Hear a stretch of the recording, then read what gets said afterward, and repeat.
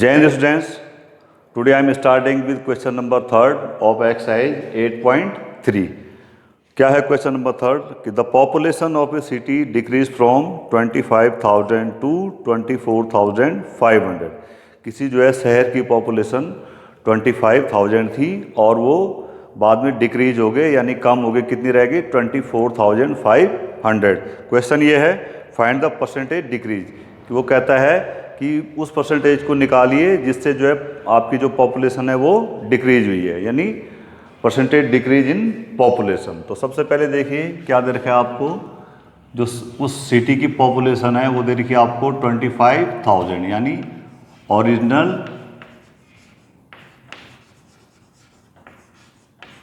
Population. Original population of the city this was given how much 25,000. ठीक है, और बाद में कितनी रह जाती है, घट के कितनी हो जाती है, फाइनल पॉपुलेशन कितनी रह जाती है आपकी 24,500. ठीक है, ये उसकी जो है पॉपुलेशन इतनी रह गई. अब देखिए पहले परसेंटेज, इसमें परसेंटेज चेंज निकालने के लिए पहले मेरे को ये निकालना पड़ेगा कि जो है कितने पॉपुलेशन डिक्रीज हुई है यानी चेंज हुई है. नाउ चेंज, या यहाँ पे तो डिक्रीज हुआ है, चेंज में या तो कम होगा या ज़्यादा होगा, डिक्रीज होगा या इंक्रीज होगा. चेंज इन पॉपुलेशन कितना डिक्रीज हुआ देखिए, ये आपने कर दिया, कितना आ गया 0, 0 एंड 500. कितने का आ गया 500 का डिक्रीज आ गया. नाउ फॉर्मूला है कि चेंज परसेंट या percentage change is given by change upon में जो ओरिजिनल है, change upon original value multiplied with 100, multiply with 100. तो चेंज कितना हुआ है मेरा बेटा 500. कितना हुआ 500. ठीक है, मल्टीप्लाइड विद 100. और कितनी पॉपुलेशन थी हमारी स्टार्टिंग में 25,000. अब कैलकुलेट कर लीजिए. देखिए ये 2 0 और ये 2 0 तो आपस में कैंसिल हो गए, इसका ये 0 और इसका एक राइट हैंड का 0 ये कैंसिल हो गए. तो कितना आ गया आपका 50/25 यानी 2%. यानी कितना चेंज आया पॉपुलेशन में. So percentage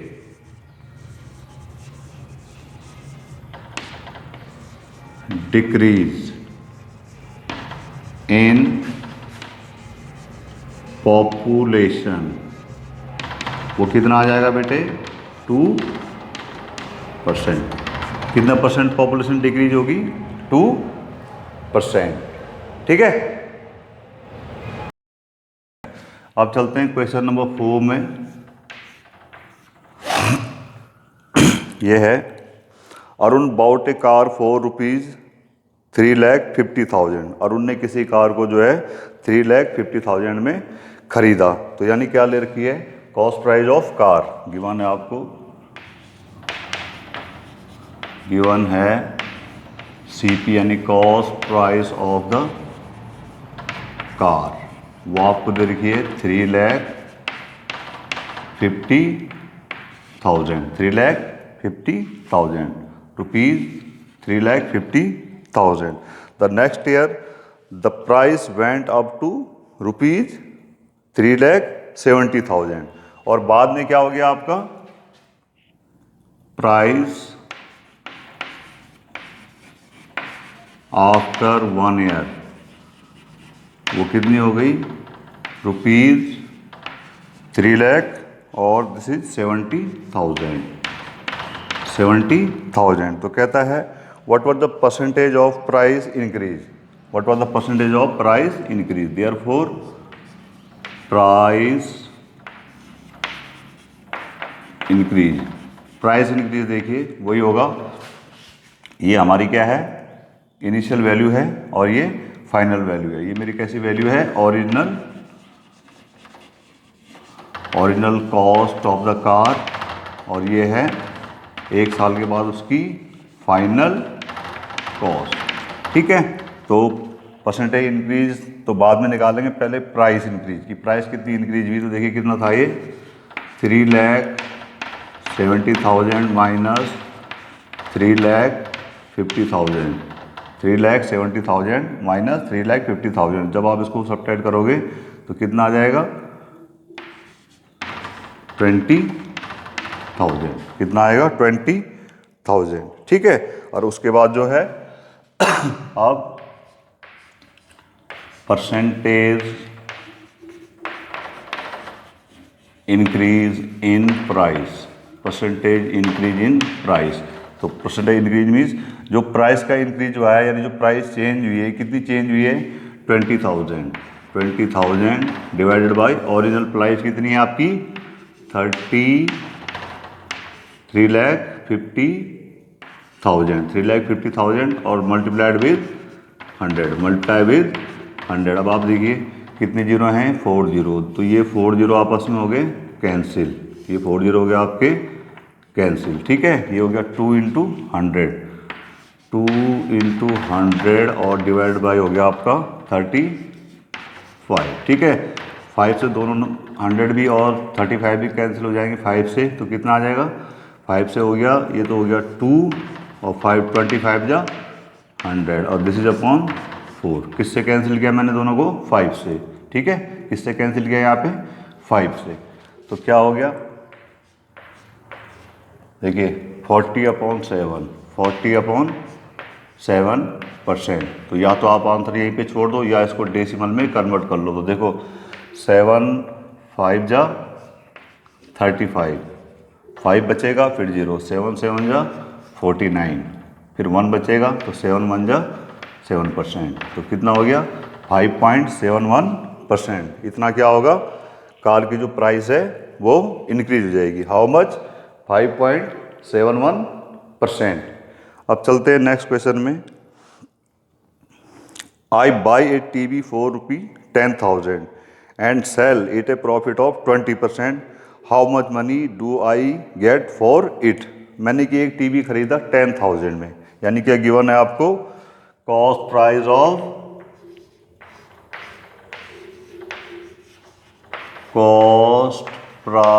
of TV, this is given ₹10,000। ठीक है, और इसमें क्या दे रखा है I sell it at a profit of 20%। और प्रॉफिट कितना है मेरा, प्रॉफिट मेरे को दे रखा है 20%, यानी प्रॉफिट परसेंट कितना दे रखा है 20%। तो वो कहता है I sell it at a profit of 20%, how much money do I get for it. अगर कि मैं इसको जो है 20% के प्रॉफिट में बेचता हूँ तो मुझे कितना पैसा मिलेगा, यानी मेरे को सेलिंग प्राइस निकालनी है इसकी। तो चलो सबसे पहले तो प्रॉफिट कैलकुलेट कर लेते हैं। Now profit will be 20% of cost price. देखिए जो आपका लॉस है प्रॉफिट है वो always that will be calculated on cost price. Profit या लॉस जो भी होता है आपका वो कॉस्ट प्राइस पे कैलकुलेट होता है। तो हमारा प्रॉफिट है 20%, तो 20% किसका होगा 20% ऑफ सीपी। 20% का मतलब 20/100 और आपका सीपी कितना है 10,000।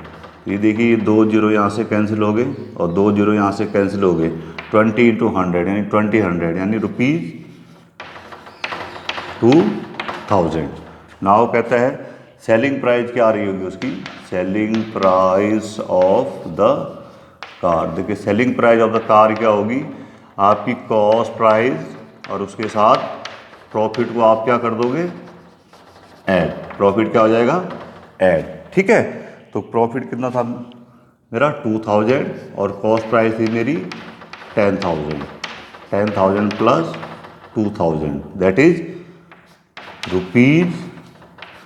₹12,000। तो कितने पैसे मिलेंगे मेरे को जब मैं कार को सोल्ड करूंगा, जब मैं कार को बेचूंगा तो कितने पैसे मिलेंगे मुझे 12,000। कितना 12,000। अब चलते हैं नेक्स्ट क्वेश्चन की तरफ।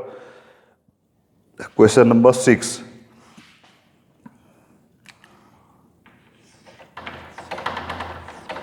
क्या है क्वेश्चन नंबर 6 कि Juhi sells a washing machine for ₹13,500।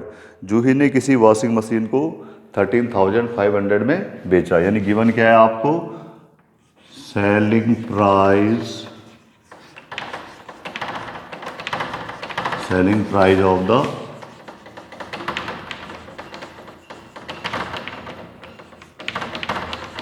Washing machine कितना दर का है, ₹13,500। 13,500, ठीक है। और उसके बाद है सी लॉस 20% इन द बार्गेनिंग। वो क्या कहता है कि इसमें उसको क्या हुआ, 20% का लॉस हुआ। तो लॉस कितना हुआ उसको, लॉस था उसका 20%, ठीक है। Now loss will be what, 20% of CP, 20% of CP, ठीक है। लॉस क्या होगा आपका, 20% ऑफ CP। तो कहता है what was the price at which she bought it. तो वो क्या प्राइस थी जिस पे कि उसने इसको खरीदा था, यानी हमें उसकी कॉस्ट प्राइस निकालनी है। तो हमने ले लिया कि let the cost price of the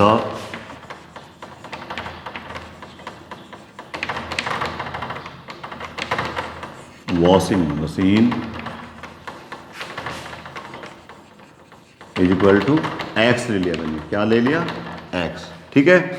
मैंने क्या ले लिया, उसकी कॉस्ट प्राइस एक्स, और यही मेरे को फाइंड आउट करनी है। तो देख लीजिए आप यहाँ पे, नाउ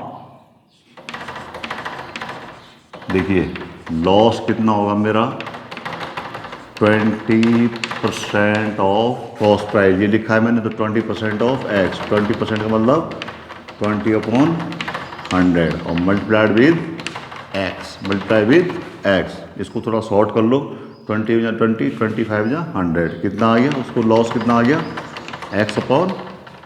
x/5। नाउ देखिए, since selling price is equal to होता है cost price minus loss. Selling price क्या होती है, या तो होती है कॉस्ट प्राइस प्लस प्रॉफिट, और या होती है कॉस्ट प्राइस माइनस लॉस। तो देखिए हमारी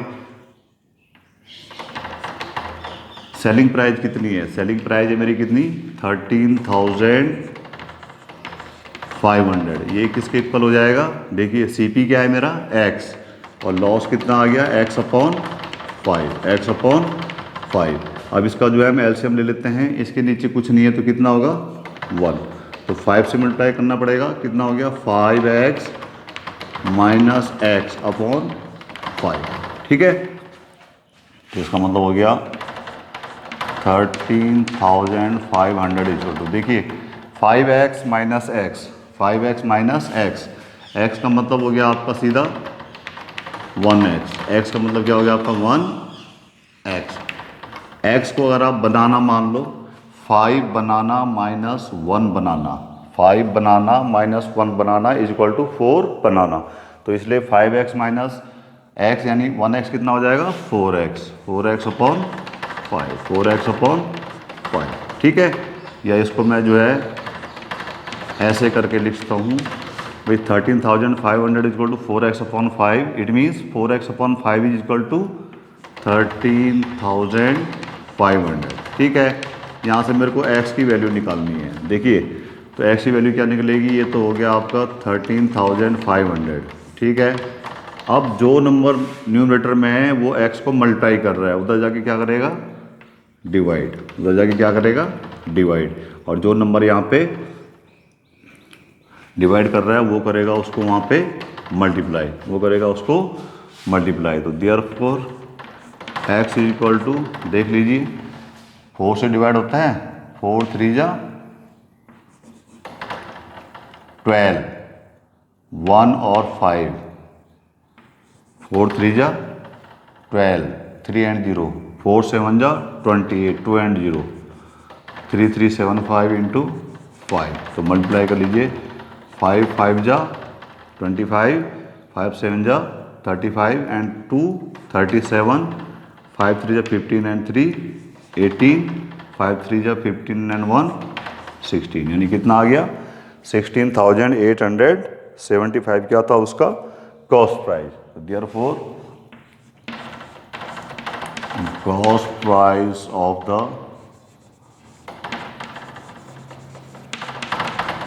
वॉशिंग मशीन, या जिस प्राइस पे उसने इसको ख़रीदा था वो कितना हो जाएगा ₹16,875।